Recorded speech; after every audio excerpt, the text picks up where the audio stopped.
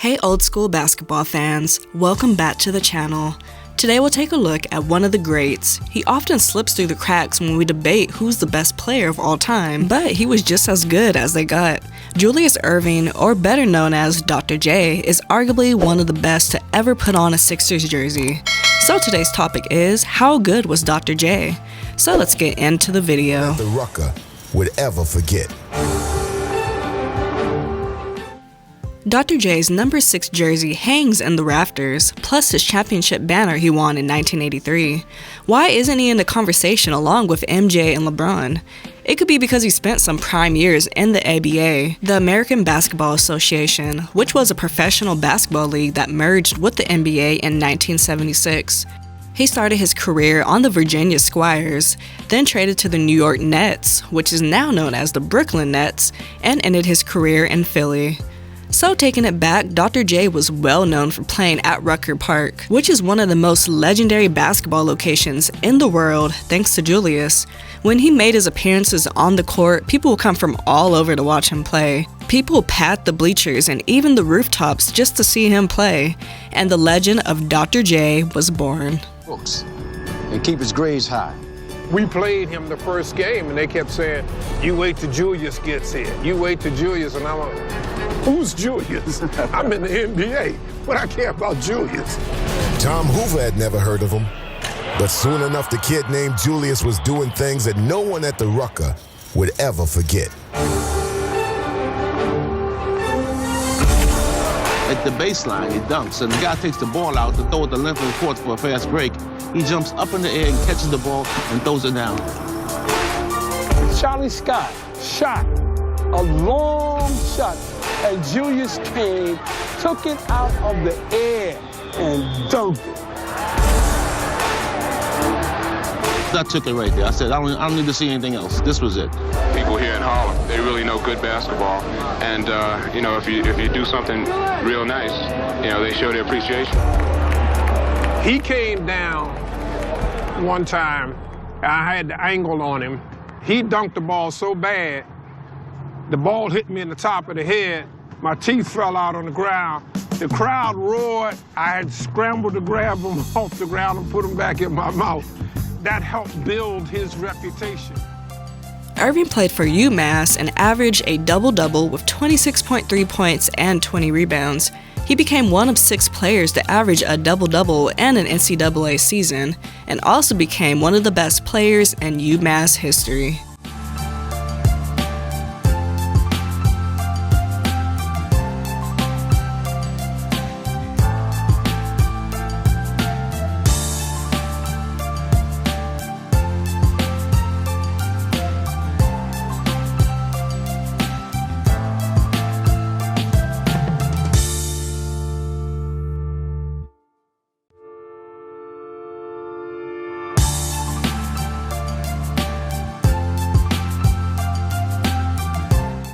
Erving went on to play in the ABA.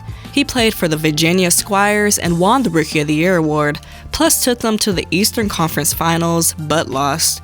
After, Dr. J signed a deal with the New York Nets and led them to their first title in 1974. That was a beautiful pass.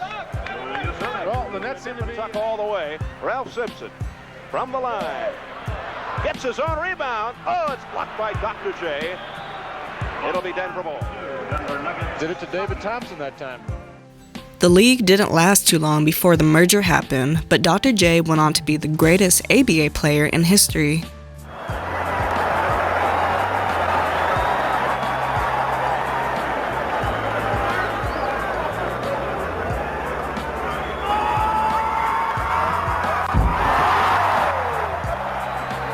And that sends everyone reeling.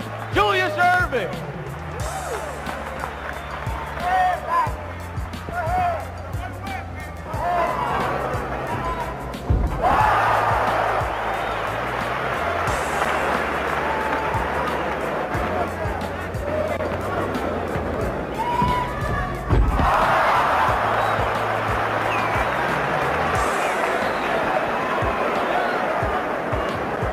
He played from 1971 to 76 and averaged 28.7 points, 12.1 rebounds, and 4.8 assists, while shooting 50% from the field.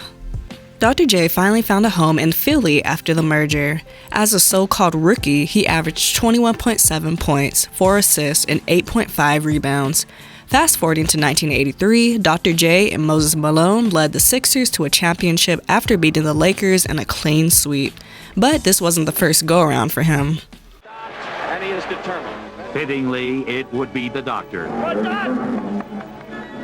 who would seal their triumph.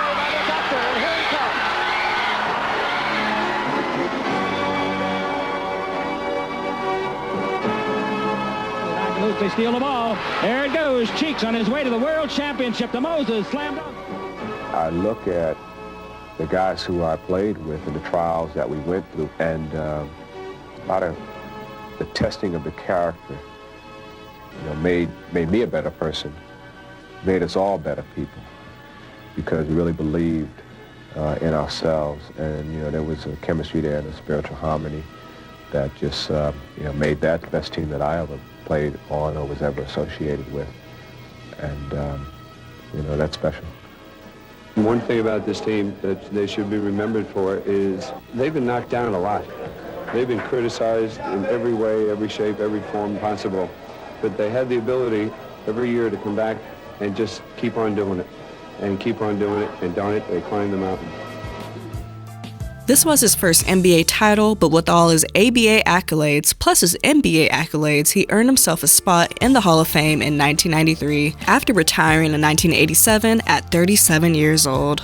Dr. J was an 11-time NBA All-Star, a 2-time NBA All-Star Game MVP winner, 5-time NBA All-First Team member, an NBA champ, plus a 2-time ABA champ, 3-time ABA scoring leader, and ABA slam dunk champ. Why doesn't Dr. J come up in GOAT talk when he inspired a young Jordan? He was just as athletic and accomplished, but some may argue that his competition wasn't the best during those years. Dr. J is one of the greatest of all time, and he helped the game evolve to what it is today. Here's some of my favorite Dr. J moments. McAdoo performed a defensive. Cooper brings it over to James Worthy. Worthy against Malone. Pass is deflected. Going to be stolen, I think, by the doctor. Yes, he's got it. Here he comes. Way rock the baby to sleep and slam dunk. And yet another Laker turnover. Worthy threw it away, and the doctor made a sensational play. Not only the slam, which he just cuffed in his hand and swung that baby way around. There was no chance for Cooper to get to that ball. He protected it beautifully. Cooper knew what was coming. He just ducked as he went under the basket. Here's Walton rolling off. McGinnis has switched out.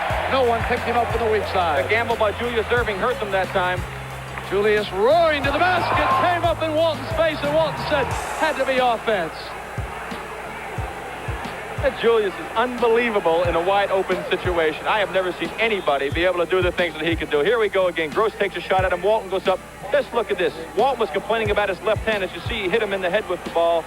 But there was contact anyway. Here we go again with the steal. Now let's just watch the doctor operate. There he goes. Takes off, up and over. Injury timeout for Walton. Trainer Ron Culp is off to my left. Walton. Control. It's 89-84. Sixers, and they get inside. Unbelievable. Julius Erving hit it hanging underneath. He was trapped, and he still got the field goal. And Westhead said, "Well, let's quiet everything after that." Watch this fantastic move by the doctor. Going to the baseline right side. Julius in the air, palming over the right hand, floating, reaching, and spinning it in. Incredible. What a play. Here it is again. Unbelievable shot of the glass. So what's your favorite Dr. J moment? Let us know in the comments below. Thanks for tuning in to watch today's video. If you enjoyed it, hit that like button, subscribe to the channel, and I'll catch you next time.